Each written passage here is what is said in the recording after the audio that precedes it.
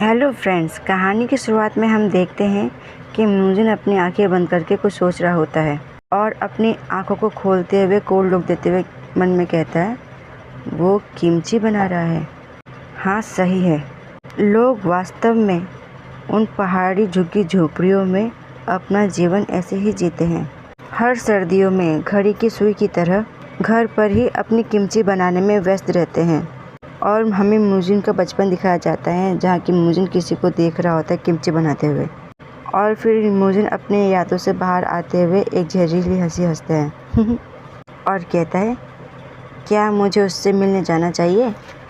और फिर हमें जेबू दिखाया जाता है जो कि अपने कान पे ही मार रहा होता है क्योंकि उसके कान टिकल कर रहे होते हैं और उसे कुछ भी समझ नहीं आ रहा होता और वो कहता है, क्या कोई मेरे बारे में भी बात कर रहा है। शायद कान का टिकल करना कोरिया में बात करने का इशारा होता होगा। और फिर वह सामने खाने पकते हुए बर्तन को देख के कहता है, ओह, ये उबल गया है। और फिर हमें दिखाया जाता है स्पाइसी ब्रेस्ट चिकन कंप्लीट। और जब वो बच्चों को आवाज़ लगाते कहता है, बच्चों, क्या तुम स्पाइसी खाना खाने में अच्छे हो। और हिनवो और वूही कहते हैं, हाँ। और हिनवो कहता है, हाँ, मुझे पसंद है स्पाइसी राइस केक खाना। और वूही भी अपनी बड़ाई करते हुए कहता है, हाँ, मुझे भी स्पाइसी खाना पसंद है। और जेबू उनको देख के कहता है, वाह, तुम खा सकते हो। और कहता है, तुम वाकई में बड़े हो गए हो। और ह्यूजिन मुस्कुराते हुए कहता है, तुम्हारा शुक्रिया ये बनाने के लिए। और जेबू खुश होते कहता है, होप यू एंजॉय। और सब लोग कहते हैं, चलो इसे खाते हैं। और कुछ समय के बाद हम देखते हैं दोनों बच्चों की हालत होती है टाइट। बेचारा ह्यूनवो तो जैसे तैसे खा भी रहता है और मन में कहता है, सो स्पाइसी। और बेचारा वूही, ये तो बहुत तीखा है, मेरे मुंह में तो ऐसा लग रहा है जैसे आग जल रही हो। और फिर जेबू उनसे कहता है, ये लो, इसके साथ कुछ स्टीम एग खा लो, ये तुम्हारे मुंह में स्पाइस की मात्रा को संतुलित कर देगा। और बच्चे उसे देख के कहते हैं, वाओ। और फिर हम देखते ही ह्यूनवो को वो खाते हुए वो कहता है, ये बहुत अच्छा है और मुझे थोड़े और चावल चाहिए। और जेबू उनसे कहता है, चलो ज़्यादा मत खा लेना, वैसे भी हमें कल बॉइल्ड मीट बनाना है। और ह्यूनवो के मुंह में पानी आते हुए कहता है, बॉइल्ड मीट। और शायद वही को इस बारे में पता नहीं होता है। वो कहता है, आखिर वो किस तरह का डिश है, मैंने पहले कभी उसके बारे में नहीं सुना।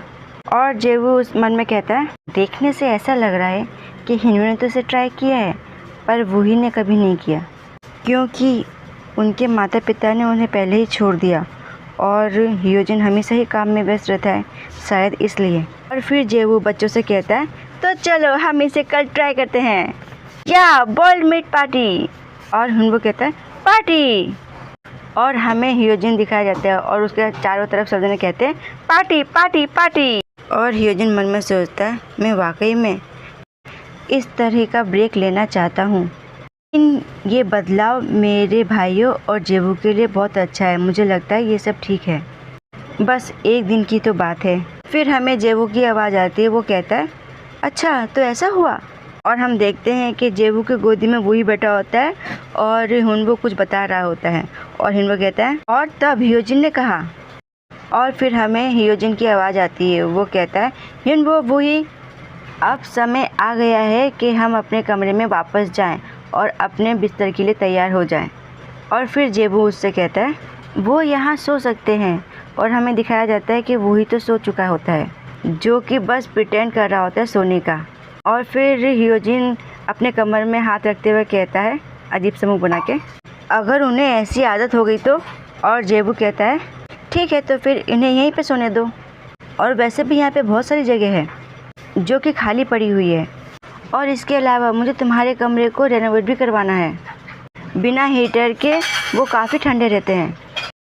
और जेबू कहता है, एक गरम गद्दा पैड बस थोड़ा ही काम कर सकता है, और जब तक कि तुम्हारा कमरा तैयार हो रहा है तब तक कि क्यों ना तुम मेरे साथ ये कमरा उपयोग में लो। और जेबू की ऐसी बातें सुनकर ह्यूजिन बस उसे चौंक के देखता है। और फिर जेबू कहता है, वैसे भी अभी ठंड है और बच्चों को कोल्ड हो सकता है, वैसे यहाँ पे हम 4 लोगों के लिए काफ़ी कमरे हैं, तो जाओ अपने आप को वॉश कर लो और यहाँ पे आ जाओ, ठीक है।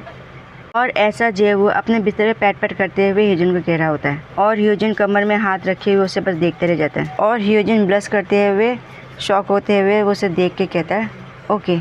फिर हम देखते हैं कि जेबू और वूही आराम से सो रहे होते हैं और हियोजिन को हिनवू कह रहा होता है, हियोजिन क्या तुम सो गए हो? और हियोजिन अपनी नींद आई हुई आंखों से उसको देखता है, कहता है आखिर तुम अभी तक क्यों नहीं सोए हो? फिर हिनवू हियोजिन से कहता है क्या तुम नाराज़ हो? और हियोजिन हिनवू से कहता है आखिर तुम्हें ऐसा क्यों लगता है कि मैं नाराज़ हूँ? फिर हिनवू कहता है क्योंकि हमने तुम्हारी बात नहीं मानी और हम अपने कमरे में सोने के लिए नहीं गए।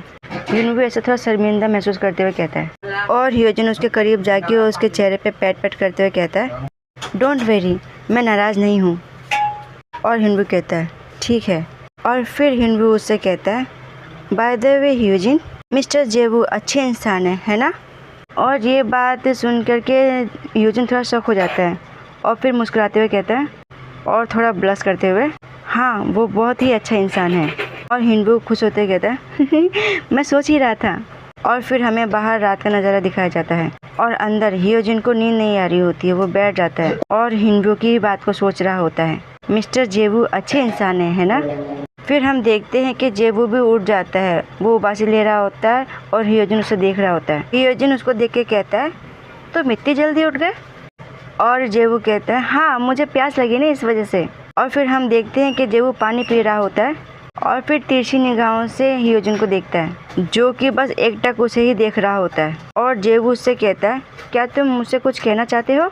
और हियोजिन अपने चिन में हाथ रखते हुए सोचते हुए कहता है मैं कुछ कहना चाहता हूँ। ये बात तुम्हारे ड्रिंकिंग बिहेवियर के बारे में है जो कि लास्ट नाइट तुमने किया था। और जेबू को कुछ समझ नहीं आता, वो कहता है हाँ। और फिर हियोजिन उसे देख के कहता है एक बात थी जो कि मैंने तुम्हें बताया ही नहीं है। और जेबू थोड़ा परेशान होते हुए कहता है हाँ कौन सी बात, क्या बात थी? और हियोजिन के करीब जाके कहता है कि क्या मैंने कुछ गलत किया था?